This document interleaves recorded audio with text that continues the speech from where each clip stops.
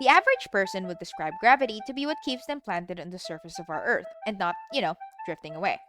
This guy defined it as this formula. For the longest time, this understanding of gravity sufficed, but when Albert Einstein introduced his theory in 1915, he proposed that gravity wasn't a pulling force, but rather an illusion created by the warping of spacetime.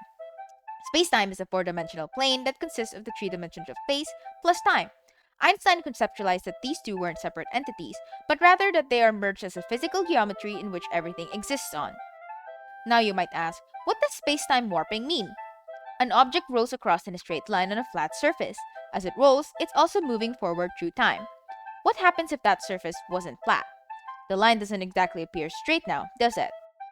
This is what Einstein meant. General relativity is essentially the notion that objects travel a linear path. It just appears non-linear because the space it inhabits is distorted in some way. Big masses tend to curve the web of spacetime around them, like how a straight line on a balloon curves with its surface when blown up. This phenomena is known as a geodesic. The best way to describe spacetime's curvature against masses is to think of a river with the objects on it representing objects in space, and the river itself representing spacetime. Imagine that the current transitions into a whirlpool. This whirlpool has the same effect like the masses do in space. It disrupts the flow of the water and sucks the water towards the center. The depth of the vortex is equivalent to how much a mass warps spacetime, with heavier objects creating deeper vortexes that suck everything with greater power. This model is representative of how orbits work in the celestial scale, and why they appear elliptical. Now you might wonder, how come we don't feel or see the effects of this curvature?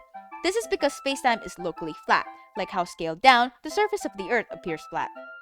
General relativity may be an incomplete perception of gravity, but in the grand scheme of things, it helps us understand how the universe works and why it is the way that it is.